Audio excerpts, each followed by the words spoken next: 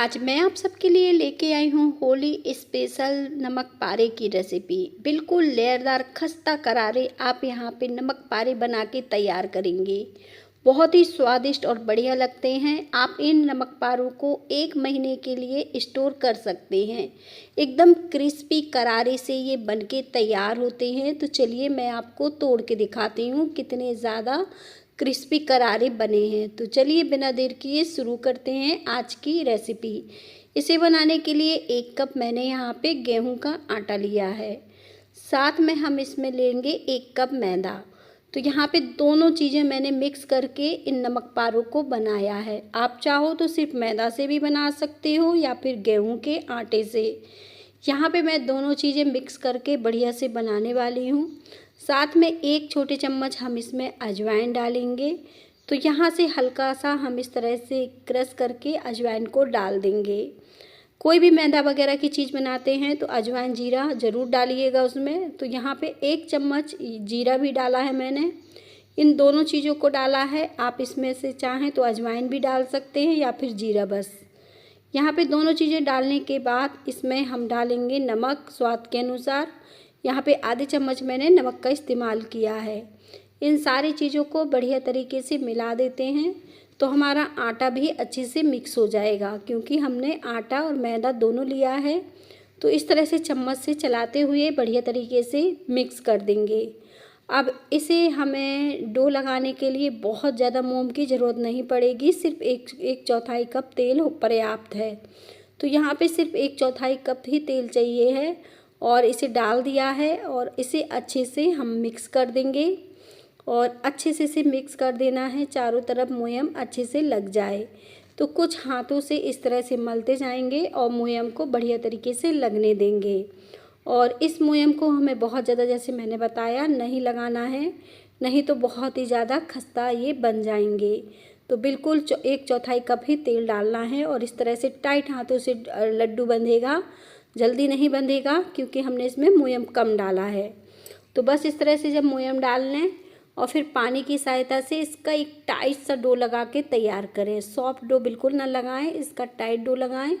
और इस तरह से मैं डो लगा के तैयार कर रही हूँ। आपको देखने से ही पता चल रहा होगा कि एक टाइट डो मैं लगा रही हूँ। थोड़ा थोड़ा करके मैंने पानी डाला और इसका एक टाइट डो लगा के तैयार कर लिया।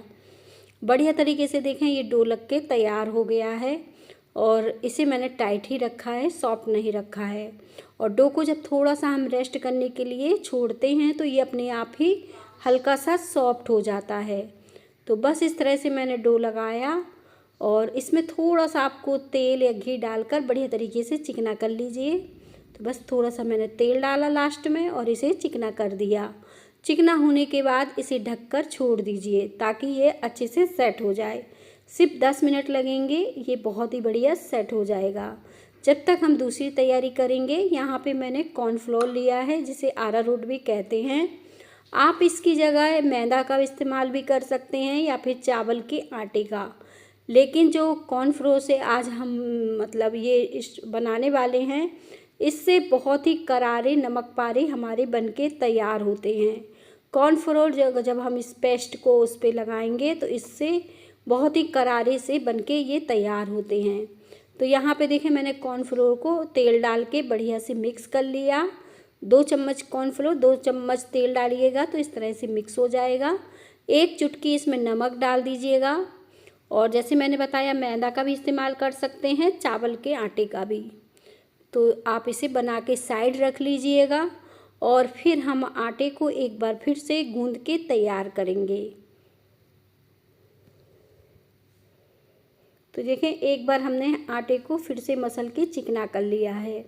अब इसकी रोटी से बड़ी लोई बना के तैयार करेंगे। यहाँ पे पूरे आटे की मैंने 4 लोइयाँ तैयार की हैं और अब हम एक लोई को मसलेंगे और इस तरह से गोल करके बेल देंगे। इसे हम रोटी के जैसे बेल के तैयार करेंगे, बहुत ज़्यादा पतला भी नहीं और बहुत ज़्यादा मोटा भी नहीं। तो देखें इस तरह से मैंने इसे बेल के तैयार कर लिया है और इसे थोड़ा सा और मैं सही कर लेती हूँ। तो कुछ इस तरह से मैंने बेला और फिर इस तरह से मैंने इसके ऊपर जो पेस्ट हमने बनाया था उसे मैंने लगा दिया। इसे चारों तरफ अच्छे से लगा देना है ताकि हमारी जो लेयर है बहुत ही अच्छी बनके तैयार हुई होगी। अब इस आटे को देखें, इस तरह से हमें पलट देना है। तो बस इस तरह से ईज़िली तरीके से ये पलट जाएगा और फिर इसे भी हम एक बार फिर से बेल देंगे। तो फिर से हमें इसे काफ़ी बेल के तैयार करना है, कुछ इस तरह से। और इस तरह से मैंने बेला और फिर से हमें इस तरह से चारों तरफ से एकदम पतला कर लेना है ताकि ये मोटा ना रहे। और कुछ ऐसे चौकोर के जैसे बेल के तैयार कर लिया है। अब एक बार फिर से इसके ऊपर पेस्ट लगाएंगे, इससे हमारी जो लेयर है काफ़ी बनके तैयार होगी। तो यहाँ पे देखें, इसे मैंने काफ़ी पतला कर लिया है ताकि एकदम क्रिस्पी क्रिस्पी इसकी लेयर बने, पतली पतली। और देखें, अब हमने फिर से इस पेस्ट को इसके ऊपर लगा दिया है।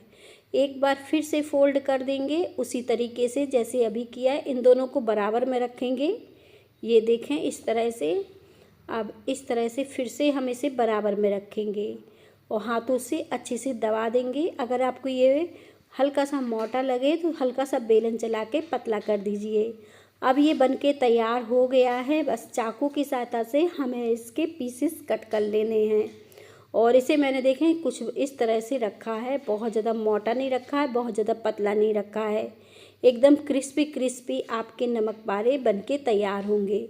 और ये बड़े साइज़ का था तो मैंने पहले इसको बीच से कट करके 2 भागों में कर लिया और फिर बस इस तरह से इसमें कट लगा दिए। ईज़िली आप इस नमक पारों को जल्दी से बना के तैयार कर पाएंगे और बहुत ही अच्छे ये बनके तैयार होंगे, एकदम लेयरदार। अब यहाँ पे तेल गरम करने के लिए रख दीजिएगा। तेल को बहुत ज़्यादा गरम नहीं करना है ताकि ये जले नहीं।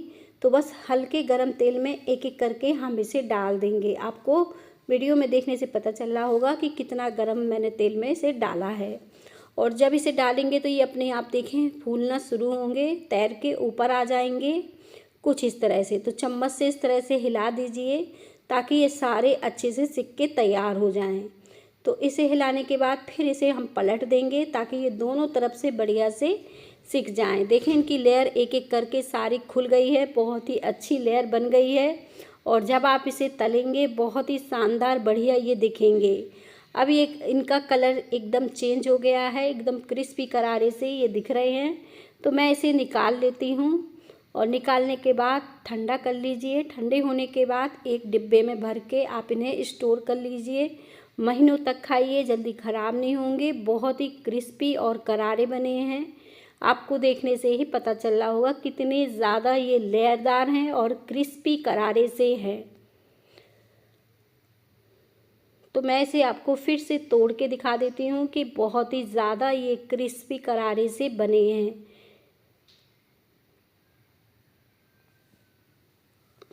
मिलते हैं इसी तरह से और नई वीडियो में हम।